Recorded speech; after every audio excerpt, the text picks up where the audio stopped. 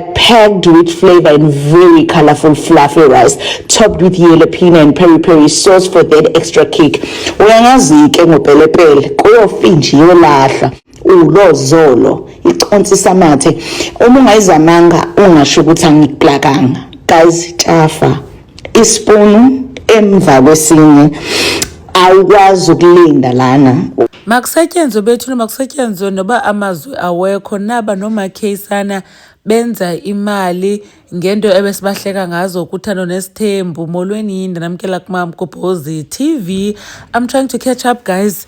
Ndiyazi bakhe nanyamalala. Didibana nale video kaMakhumalo ufumene i-paid partnership kunye noPetros ngento ebabayo nemazi mosiba ungusisi kaPelepele kuThando Nesithembu qho sibona behleli beyifamily besitya wasoloko uthi ngicela uPelepele nangoku ke okapha ku season 9 kaThando Nesithembu bathi bekwamacele bengayazi bona baba kwamacele bekwi family ntoni lunch yon wathi ucela uPelepele watya akatya uMakhumalo only to find out bakwamacele wathi uyazisola babeyazile bengazutya ngoba kaloku ukutya emzini womuntu ongavaniyo nayo ingathi uyalamba. So nanko ke apha kule campaign ayenzayo kanye kule brand partnership kunye nePetros esitya ngathi ngoko esitya pha kwamacele and ke ngoku uthi inoPelepele uyathengisa. Uba niyakhumbula ke nangokuya babe kwi-retreat kukho noBabundabe noSis Nonto uMakhumalo wathi kusathethwa ewe kwakube discussion but besitya nokutya but wa-interrupta kuthetha into serious wabhizi sithi ufuna uPelepele.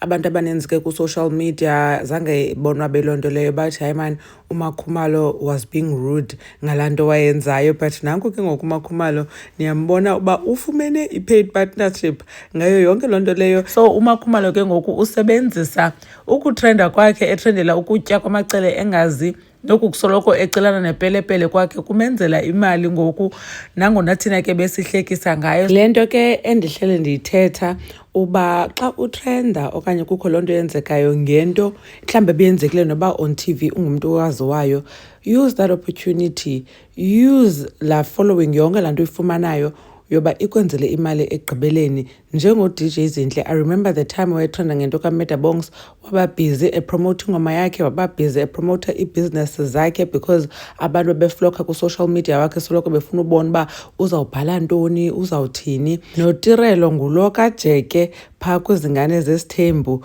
Then ke ngoku sabona uTirelo ene brand partnership kunye noBrutal Fruit. So uyabona ke ngoku uba lanto yakhe noJeke dance kodwa uphele wafumana i-brand partnership ngayo yonke lonto leyo. Anyways, enkosi kakhulu ngokuthi nibukele le video. Sithi congratulations nakuMakhumalo ngosebenza noPetros. Mgobhozi uyanibona kwivideo elandelayo. Bye.